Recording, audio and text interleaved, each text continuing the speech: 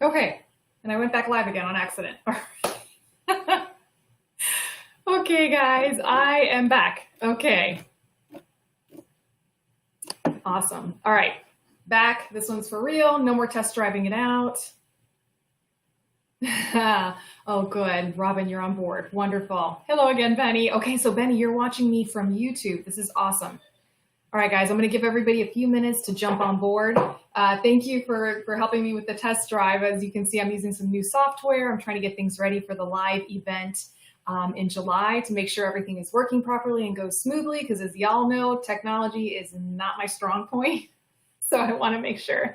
Jeff, what's going on? Jeff, I haven't seen you on here in a while. I'm so happy to see you. Happy Wednesday, Ashley. Thank you, Mark, for letting me know. We've got Brandon on board. Hey, Brandon and Robin.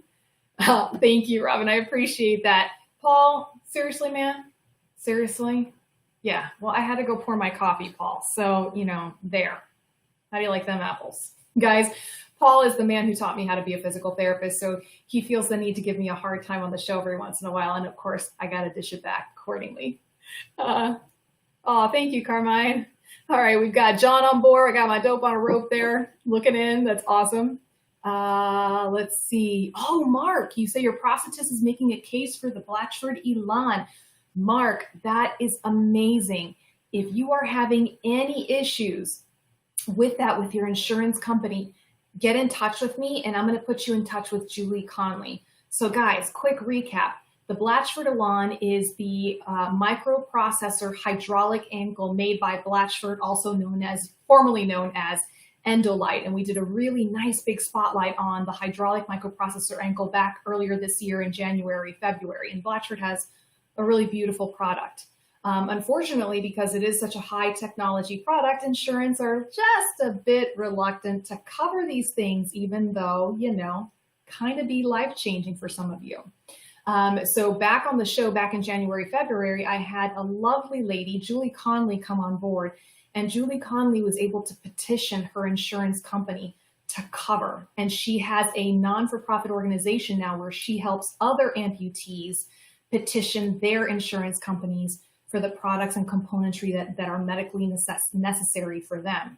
So guys, for Mark, if you're having any issues with your insurance coverage there, please let me know, and I would love to put you in touch with Julie Conley. And also any of you out there who are, especially if you're looking at some of this higher end equipment with the microprocessor type equipment and you're getting denied by your insurance company, even though your prosthetist and your physical therapist should be putting in those letters of medical necessity, let me know, and hopefully we can get you in touch with the right people.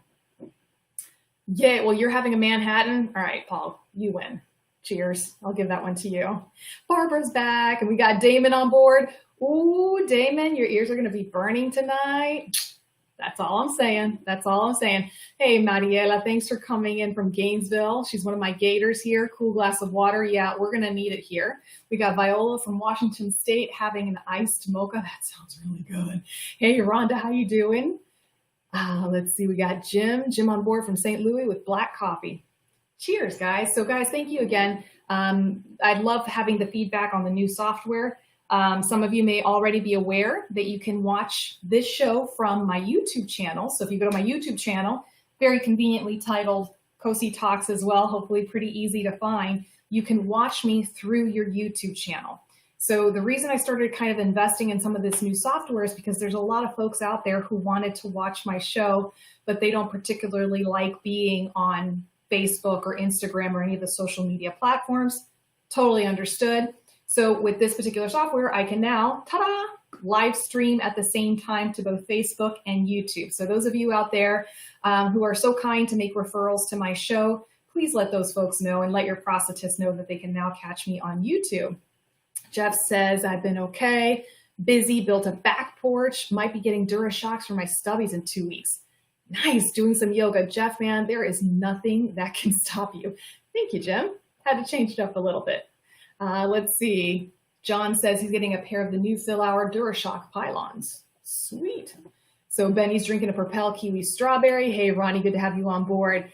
Grant, Utah with your Diet Dr. Pepper. How hot is it up there in Utah right now, Grant? I was giving Grant a hard time the other day because he was saying it was like 90 degrees in Utah. And I was like, well, it's 99 here in Tampa. All right, guys, let's see what we got going on here.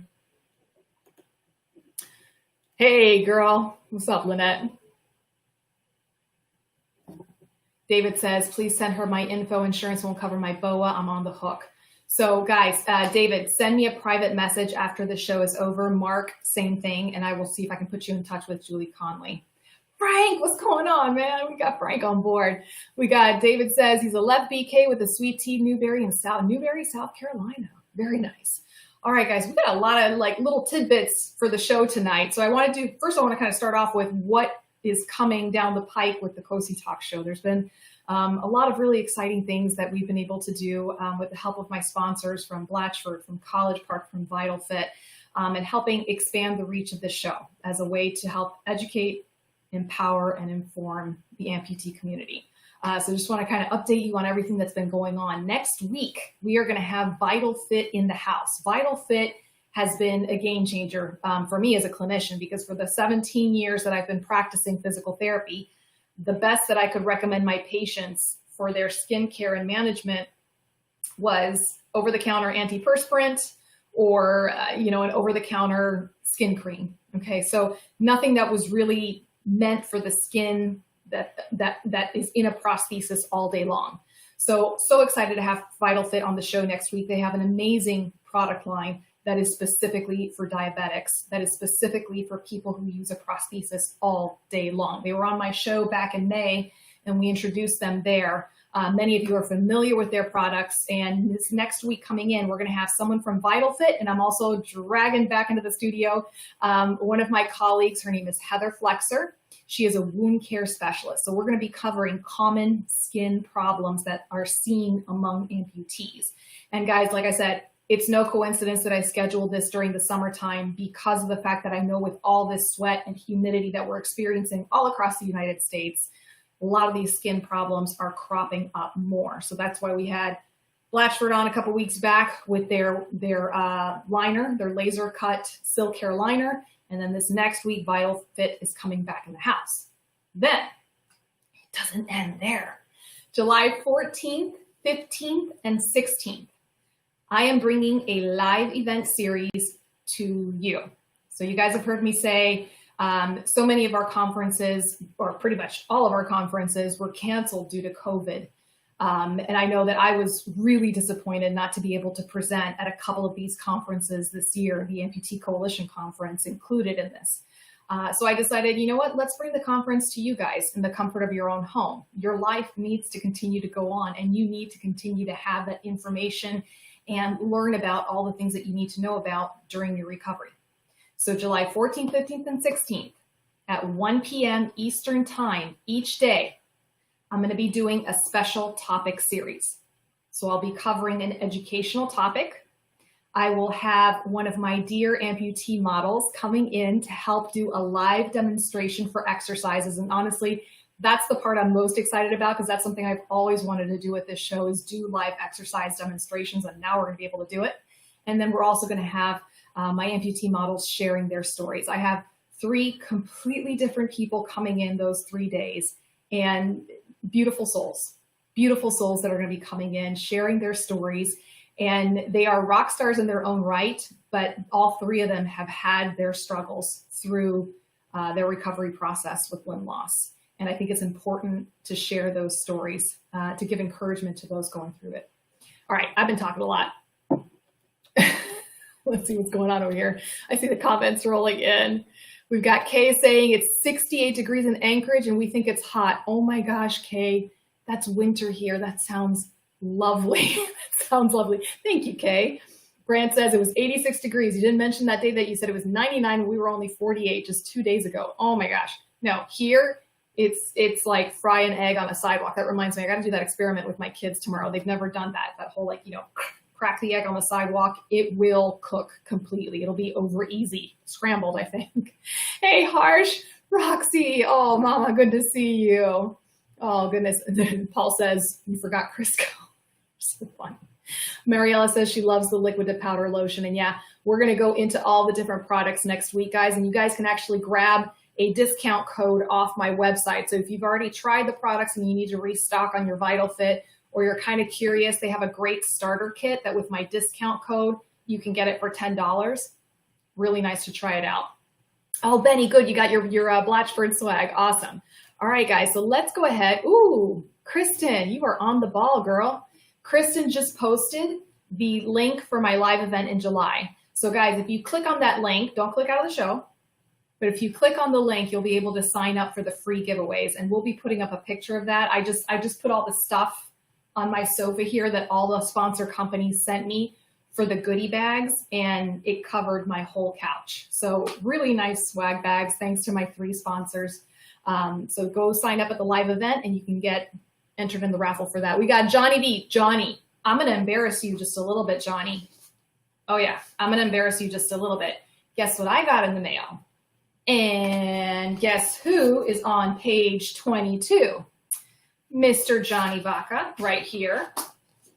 Johnny was featured in the Amplitude magazine for May, June 2020. Rockstar Johnny. And I'm not gonna read the whole thing. I'm just gonna gain, just because I didn't know this about Johnny himself. So Johnny lost his limb at the age of 48 due to cancer, but it wasn't until he turned 60 that he got involved with adaptive sports. I didn't know that about you, Johnny. This is amazing. Guys, if you're not already signed up to receive Amplitude, it's a really lovely, lovely publication. I've actually contributed a couple times myself, so I'm a little bit biased. Great publication. The feature article here on Kyle Maynard, the gentleman featured here on the cover, is mind-blowing. If anybody knows Kyle, tell him I want him on my show because I would love to interview him. So shout out to Johnny. Nicely done. All right, we're going to go ahead and get started with some of these questions. Thank you, Shri. Yes, Paul, Crisco is a great skin emollient, and I do have some of my older amputees that use some of that Crisco. Unfortunately, with the Crisco, here's the only thing I found with Crisco. A, you have to put like the thinnest of thinnest layers on, otherwise it becomes like an oil slick, and then the person has to put it on the night before to let it soak in overnight. With the Vital Skin Daily Moisturizer Lotion and the lotion to powder that they have, it soaks in right away. I mean, I've tried it on my own skin, and we live in hot, humid Florida. So I tried it on my own skin, and then I went outside and I wasn't sweating from it, which usually what happens when you put on a lotion. It soaks in really, really quickly. So you don't have to necessarily put it on the night before. So some of you who take your showers in the morning, you can put it on. Whoops, microphone falling off. You can put it on right after your shower and it soaks in really, really nicely. So yeah, I'm kind of live on that stuff. I do have some folks that they're set in their ways and they have found what works for them. And that's awesome. But for people who are still having problems with their skin, I've had a lot of success with these particular products. So Jennifer from Southern Illinois, been working on that exercise you told me about. Good, Jennifer. Let me know how that's working out for you. Kristen says there's a lot of stuff in the swag bag. She got a sneak peek. She's my brains behind this operation, Kristen. John says it was hotter in Panama. It's hilarious. Okay, so let's go ahead and get started on a couple of these questions.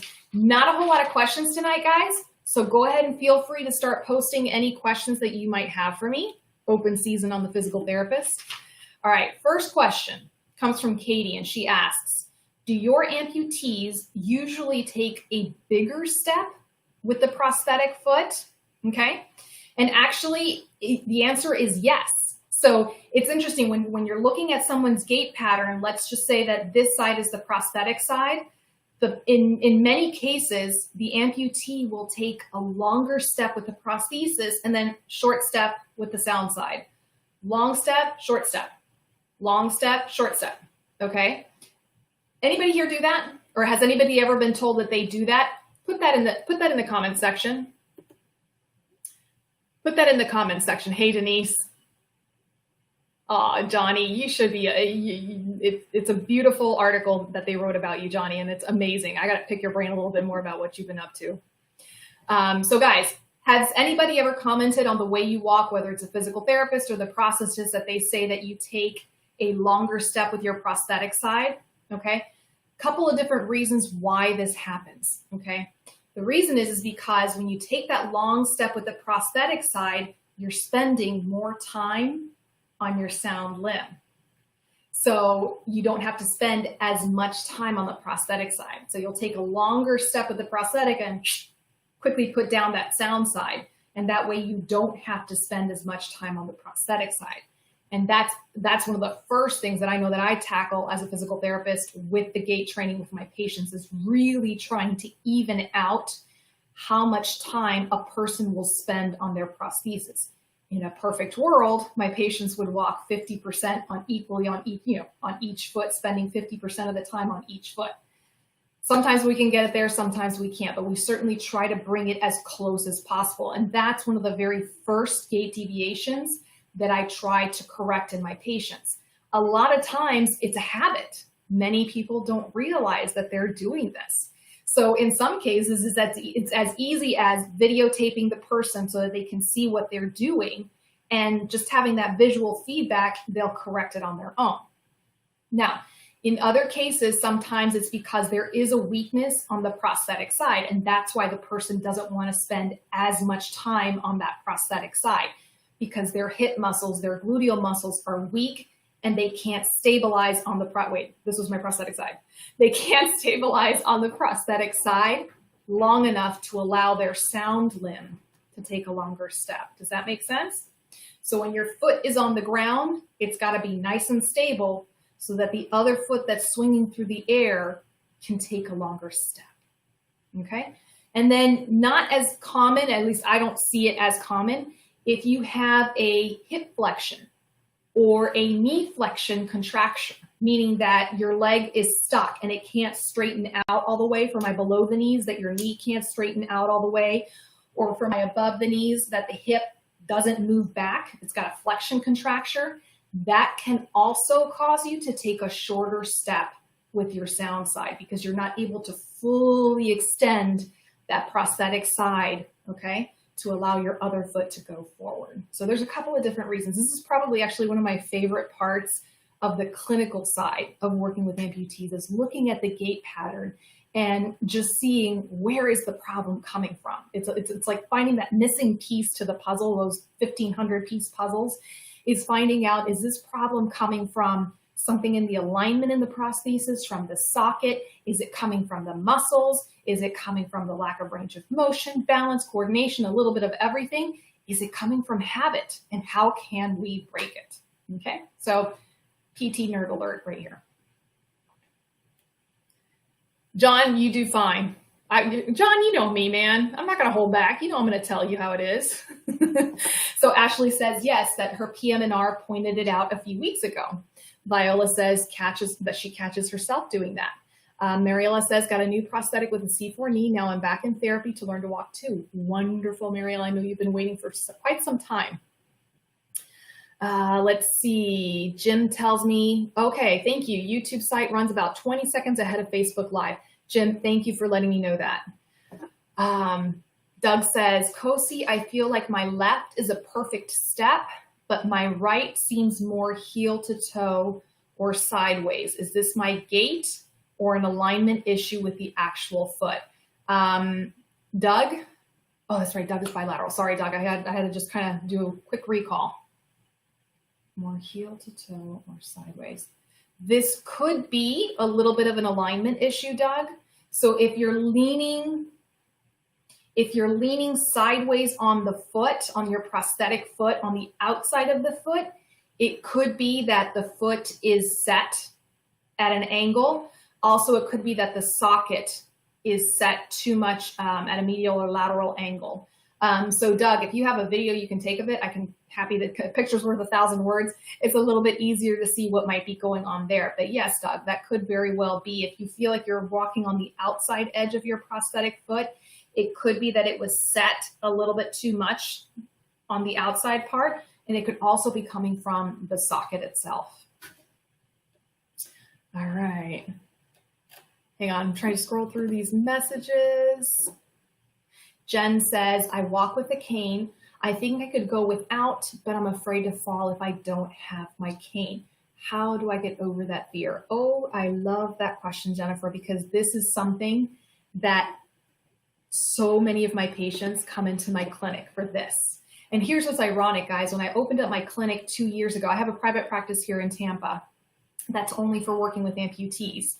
And years prior to that, I always worked in a hospital or a clinic setting where I had the amputees coming to me straight after their surgeries. So I got to have them from the very beginning. So when I opened up my clinic, I was very surprised that the majority of my patients that come to see me, they are well out of their surgeries, Many of them, some of them are even years out of their amputation surgeries. They just never had access to a physical therapist specialist, or nobody ever thought to refer them. Their prosthetist didn't refer them, their physician didn't refer them, and they weren't aware of what physical therapy could do.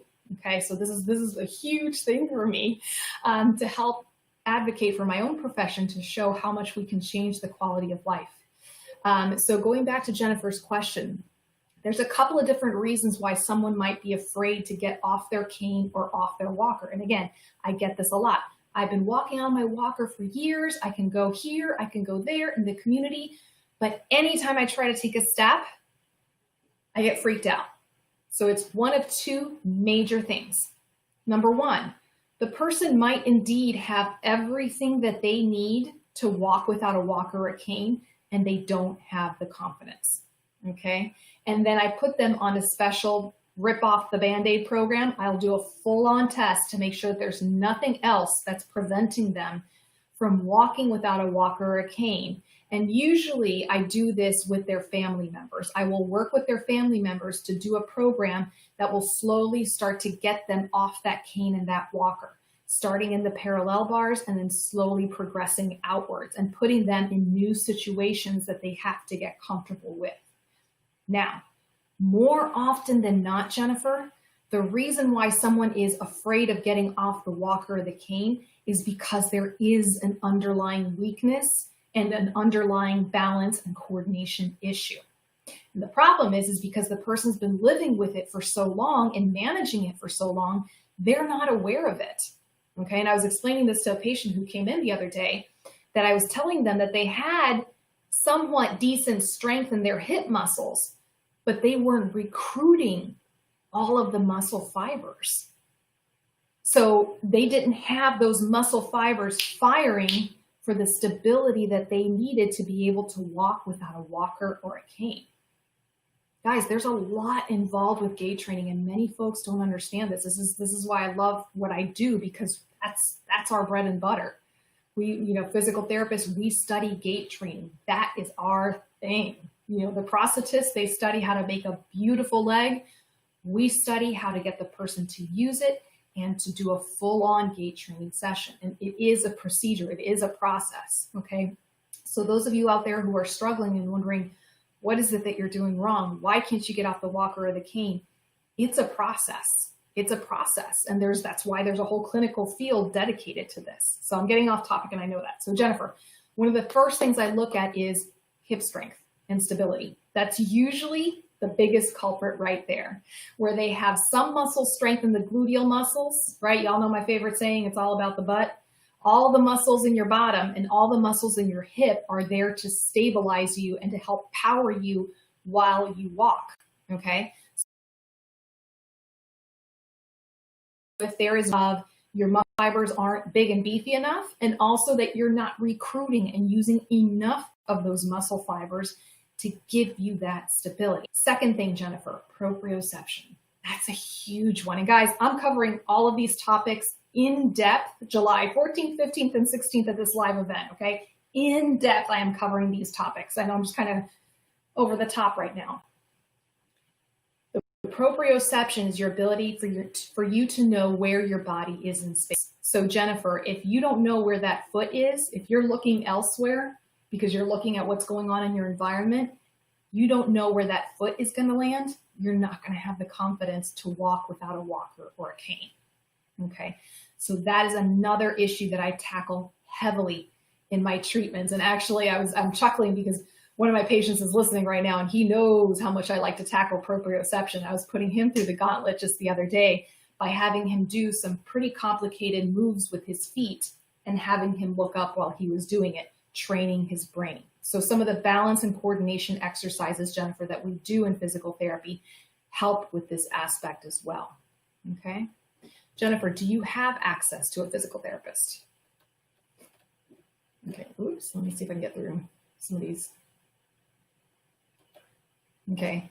And yes, and guys, there's the practice at home without it. A lot of people do the, well, just let the cane go and practice from point A to point B. And yes, like I said, if it's the first case scenario, if it's a patient that has no deficits that are preventing them from walking by themselves, and it's a thing of confidence, then yeah, usually I'll tell them start at home in the environment that you feel comfortable in and start practicing walking on your own.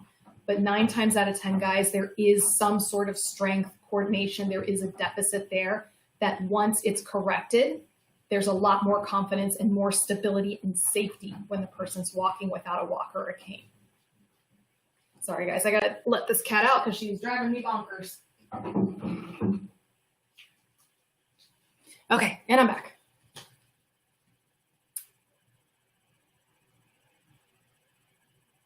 Okay, Kay says, question from an AK. When I am headed up a steep hill, I've been sort of locking my knee in order to get up and over my socket. I think I just want affirmation that since I can't bend the prosthetic leg like going up steps, that this is the correct way to be heading up steep hills. Hope this makes sense. Yes, Kay, it does make sense.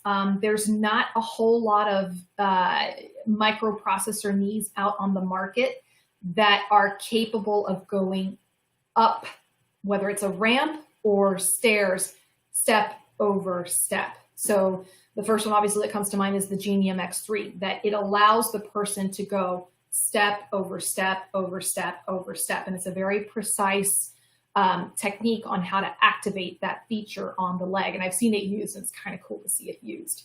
If you don't have one of those microprocessor knees, then yes, that's how I've seen some of my patients and how I've taught them how to go up a steep hill or a steep ramp, is basically that they'll lock their knee in extension to make it safe and then go up. The other option sometimes, Kay, and again, it just depends on what your environment is, if you have something to hold on to or not, is going up sideways up the ramp. That's sometimes how I teach some of my patients when we have a handlebar and a ramp, is I'll teach them to go up with the sound leg leading up.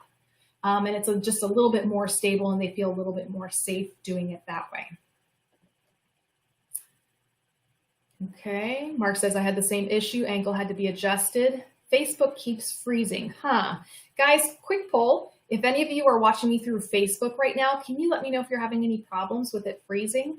I'm trying out some new software. Let's see, Dick Devers says, I walked back and forth on our back deck using the railing for support, put my cane in the corner after a week. Very good, very good. And guys, you know, for many of my patients, when I've had them from the beginning and they're getting towards the end phases of their physical therapy treatment with me, I call it the rip off the Band-Aid scenario. And a lot of it is really just getting my patients comfortable in new circumstances. So starting in the home, mapping out a place in their home where they can just practice back and forth, back and forth, back and forth, then progressing to getting out into their car, going up and down their driveway, whatever scenario they have there. And then usually, and again, I'll do this coordinated with a family member who can assist to be there just in case, I send them to the grocery store, okay? So typically from a parking lot, and I hope I got this number right, it's about 500 feet from the handicap parking spot to the entrance of a building. So if my patient can make it 500 feet and mapping out their grocery store, okay, and just practicing that. And that usually helps with the confidence level there as well. Hey, Daniel, glad you could join us. Thank you, Matthew. John says, I keep my crutch with me because when my limb loses volume, then my leg gets squirrely. Yeah. And again, you know, for some of you, especially those of you who are less than a year out from your amputation surgery, your limb is undergoing a lot of changes. So if you need that cane, if you need the walker, if you need the crutch to be safe in the environment that you're going to, by all means use it. And I've done that several times with some of my patients, especially my bilaterals. That they're, depending on what environment they are taking themselves to, they might use either loft strand crutches or a cane or, you know, a walker. Thank you, Teresa. We got, okay. Thank you, Kristen. You're welcome, Kay. All right, let me see if I can get through. Let me get. Okay, thank you guys. Facebook is freezing. Okay, some people's, okay, it might have to do with the bandwidth. Got it. Thank you guys for letting me know. Facebook pauses and comments are not keeping up. Okay, so let me just take right now to say, if I missed your question tonight, guys, please, please, please, please, please send it to me in a private message, and I will be more than happy to address the question. It happens sometimes with the comments kind of flying through here. And if you've started a watch party, which thank you for those of you who start watch parties in your support group, I really appreciate that.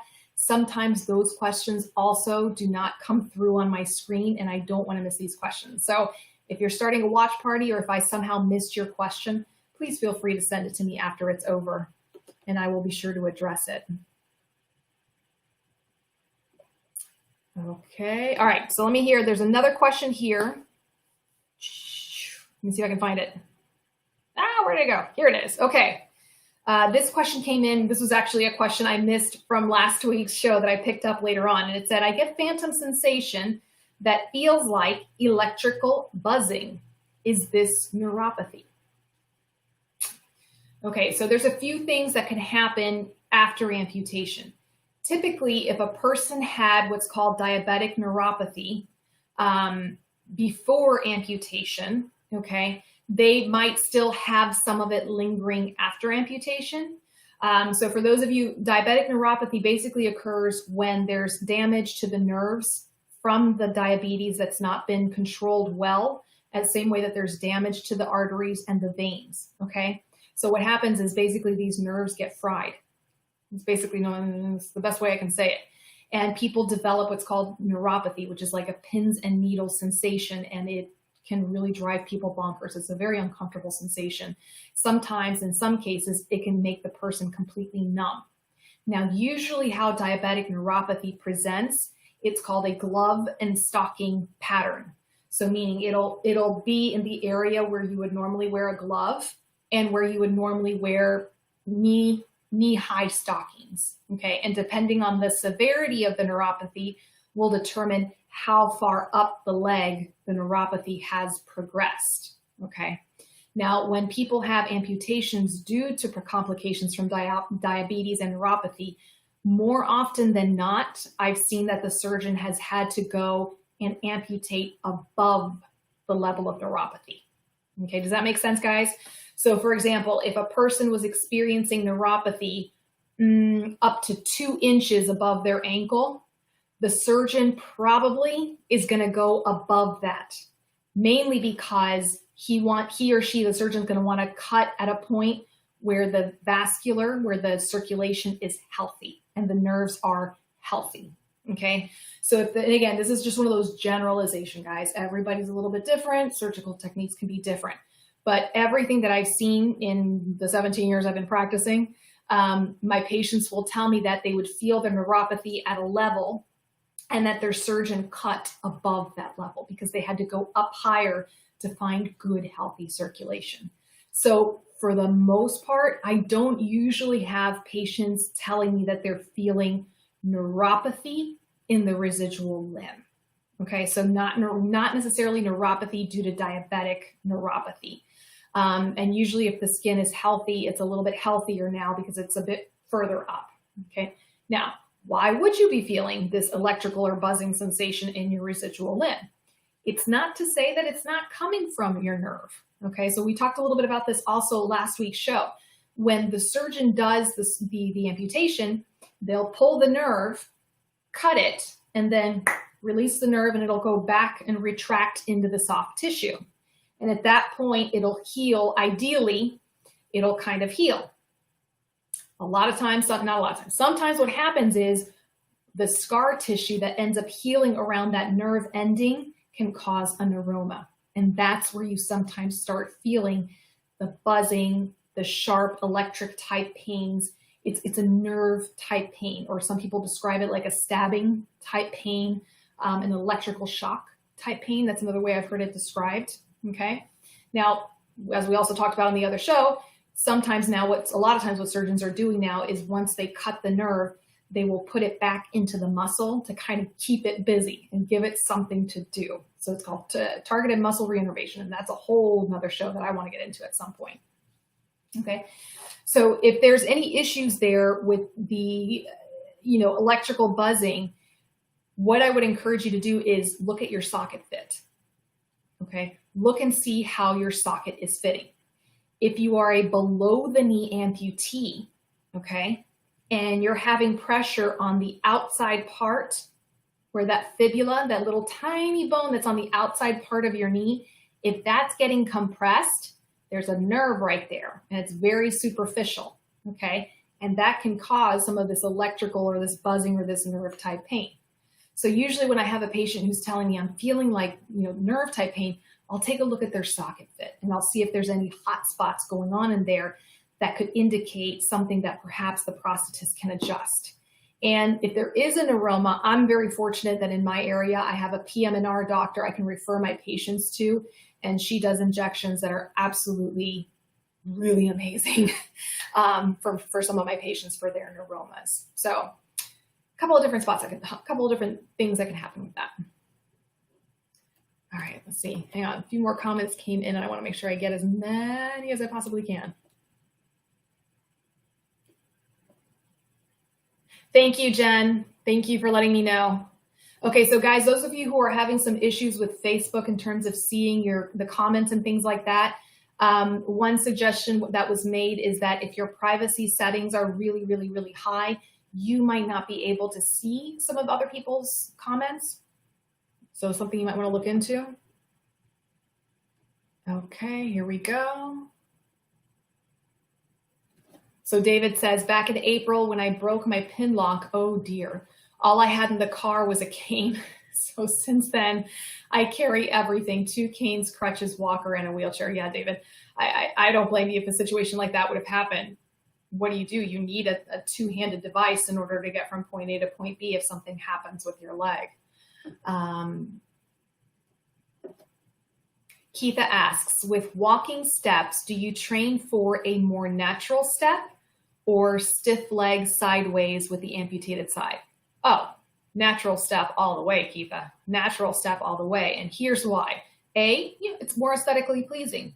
People want to be able to walk without having a noticeable limp. That's what people would like to do. And a lot of times people will tell me when I ask them, what's your goal? They say, I want to walk without a limp. I said, okay, let's get to work. The other side of it is the problems we can prevent. Okay. And actually this is a plug for another show that I'm doing, but it's a really good show. In August, guys, I'll be doing a show with College Park and we're going to be talking about back pain. Back pain, because guess what? A lot of amputees experience back pain at some point in their lives.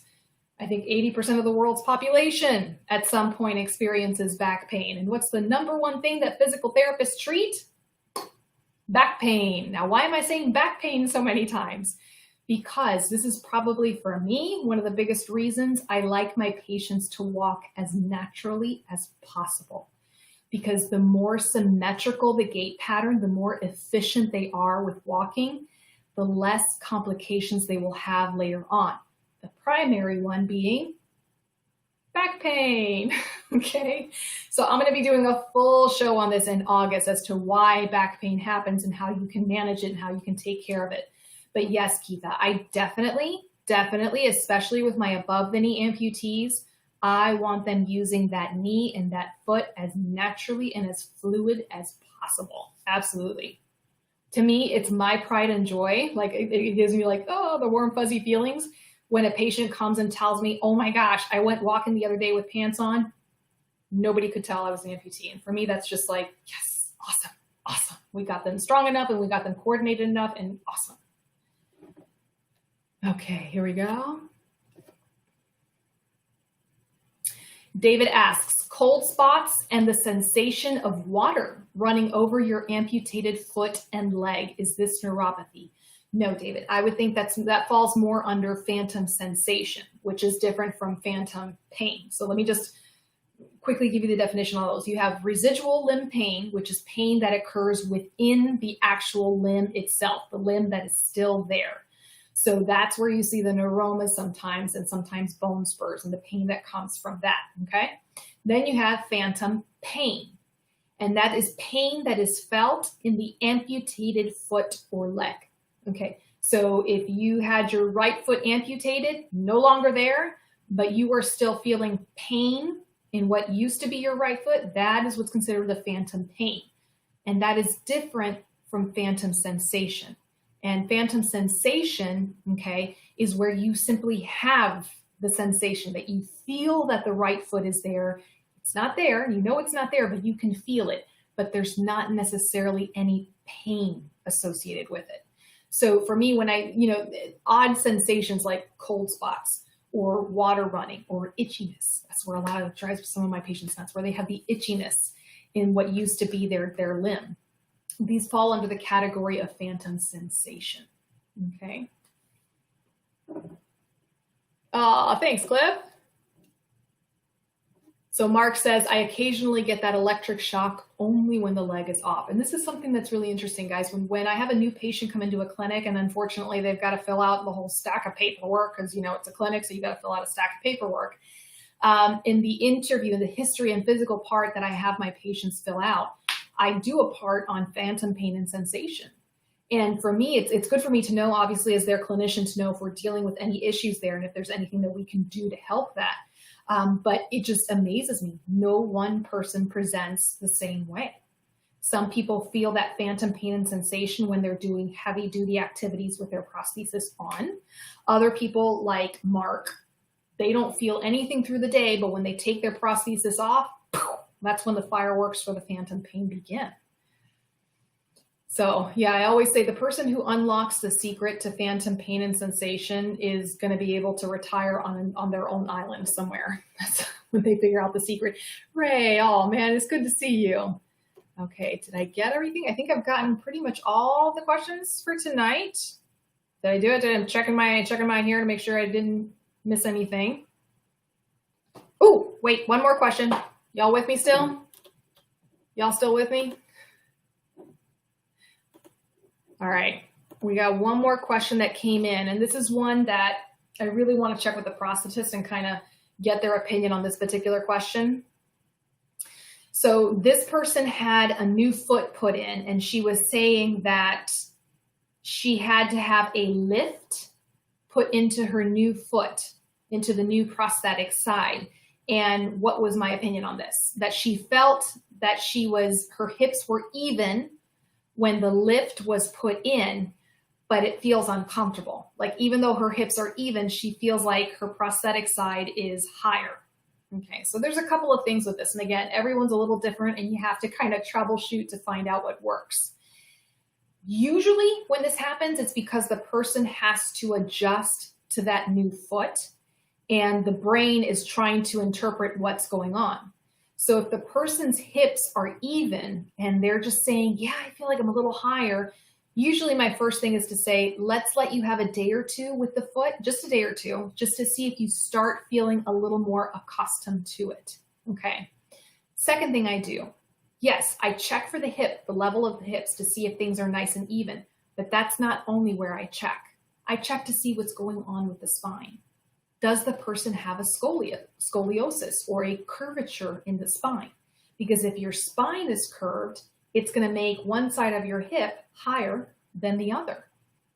So if you have a scoliosis and your hips are, I know this is really exaggerated, and your hips are tilted, and then your prosthetist puts a lift in there to get your hips even, that could cause some really serious problems and cause some back pain going on. Okay, especially if you have a scoliosis that's long-standing and you're fixed there.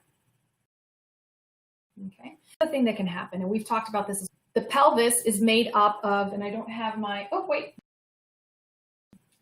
here's Bob, what's left of Bob. Poor Bob, I really put him back together again. I'm gonna do that. After this live event is over in July, it's gonna be my mission to find Bob body parts. Okay, so with our pelvis here, it's actually made up of 3 large bones. Okay, here's one part of the bone, the ilium. We have the sacrum and then the other side, okay, and they're all attached together. So even though they're all really closely attached together, there is a little movement. Let me see if I can do this right. So sometimes this side can move back and forth like this, and this side can also move back and forth. So sometimes, even though the hips might look like they're even, If one side is tilted a little bit further forward, okay, that's also going to give some funny sensations and back pain. So when someone starts telling me they feel too high, too low, these are some of the things that I screen for and that I start looking at. It's not just about the hips being level. It's not about having two perfectly length legs, okay? And here's another thing to throw into that fire. The majority of us were born with some sort of leg length discrepancy. For some of us, maybe it's only 2 millimeters. For some of us, it might be really, really big. So if prior to your amputation, you had a leg length discrepancy, it could mean that your prosthetist needs to take that and build that into the prosthesis. Again, depending on what's going on with the rest of your body mechanics and your spine and your hips and everything else going on. Okay, so just food for thought, guys, food for thought. And here's another thing. Many people don't think to tell their prosthetist that they had a leg length discrepancy prior to their amputation. Okay, or some of you may not have even been aware of it. Okay, so just things to think about. All right, guys, I think I am wrapping things up. Ooh, we got to do a free giveaway. I haven't done a free giveaway. I'm doing a free giveaway tonight. All right, this one tonight, Facebook, don't get mad at me. This one's for my Instagram users, okay? So on Instagram, I posted what the day 2 topic for my live event is going to be. Okay? And also, who is going to be my special guest for day 2. So the first person, hey, Stephen, roll tide. First person to type in the topic and the name of my special guest is going to get Cosi Talks mug sent to them. Cheers. All the cool kids are drinking out of it, man. You definitely want one of these.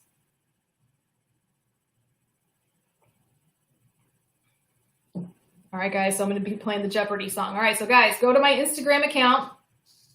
First person to tell me what is the topic for day 2 of my live event and what is the name of my very special guest.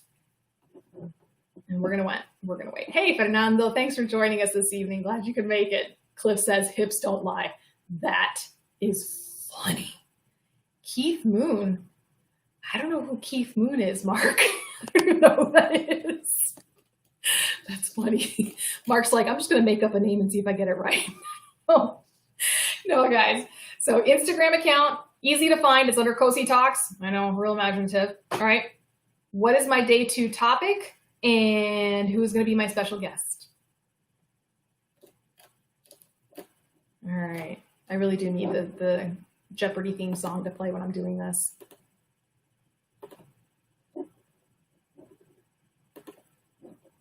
The Who? Mark, if I have The Who in my studio, that would be pretty cool. I know, Stephen, I know. No, I'm going to show you guys some love, some Facebook love next week. Next week, Stephen, there's going to be some free giveaways for the Vital Fit. So yeah, we're going to play nicely with Facebook and Instagram. Tonight, it's just an Instagram thing. Sorry, guys. Muscle Anatomy Karen, Ashley, girl, you my winner, girl. Stephen needs a mug. Oh, Stephen. Well, guys, my mugs are for sale on my website, and I'm actually going to do a sale on my mugs because I'm trying to clear them out and trying to get some new goodies in. So check my website for the next couple of days. There's going to be a nice little discount going on with the Cosi Talks mugs. So that's all I'm going to leave you with tonight. All right, guys. Ashley, congratulations. You're going to get yourself. I think it's how many Cosi Talks mugs do you have, Ashley? Is it just the one or do you have more than one? You're going to have a matching set now. Oh, thank you, Jill. All right, guys, I am going to go ahead and sign off for this evening. As always, guys, thank you so much for letting me be a part of your lives this evening. If I missed your question, because, we got some interesting new software going on here, let me know. Send me a direct message, and I'll be happy to answer your question, guys. Go to my website, www.cositalks.com. Show me some love on that website. Sign up for the live event free giveaway. Seriously, it's a lot of swag that my sponsors sent. They were really, really generous. Ashley, you're going to have a matching set. God bless you too, Harsh. Thank you so much. All right, guys, I will see you next week. Remember, Vital Fit is coming to see me next week. We're going to be talking about common skin issues. Heather Flexer, my wound care specialist, she's my wound lady. She's going to be in the house again. All right, guys, see you next week. Same bat time, same bat channel.